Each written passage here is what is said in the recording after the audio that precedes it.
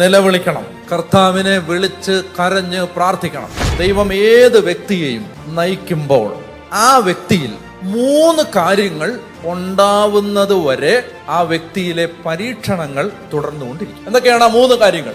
ഞാൻ പറയുന്നതേ, വെറുതെ എന്തിനാ ഈ അടി കിട്ടിയിട്ട് നന്നാവുന്നേ? അടി കിട്ടാതെ നന്നായിക്കൂടെ? ഇത് നമ്മളിൽ ഉണ്ടാവാനാണ് എല്ലാ പരീക്ഷണങ്ങളും. ഒരു മനുഷ്യൻ നിലവിളിക്കുമ്പോൾ അവൻ ബോട്ടം ലെവലിൽ ഏറ്റവും ലോവസ്റ്റ് പോയിന്റിലേക്ക് എത്തുകയാണ്. നിലവിളിക്കുമ്പോൾ എന്ന് പറഞ്ഞാൽ എന്നെ കൊണ്ടൊന്നും പറ്റത്തില്ല, ഞാൻ അങ്ങേയറ്റം ഒഴിച്ചു കളഞ്ഞ വെള്ളം പോലെയായി എന്ന് സങ്കീർത്തനം. അവിടെ എത്തുന്നതിന്റെ തെളിവാണ് ഒരുത്തന്റെ നിസ്സഹായമായ നിലവിളി. എന്നെ കൊണ്ട് ഒന്നും നടക്കത്തില്ല എന്ന് അയാൾ പറയുന്ന പോയിന്റാണ് ആ ലോവസ്റ്റ് പോയിന്റ്.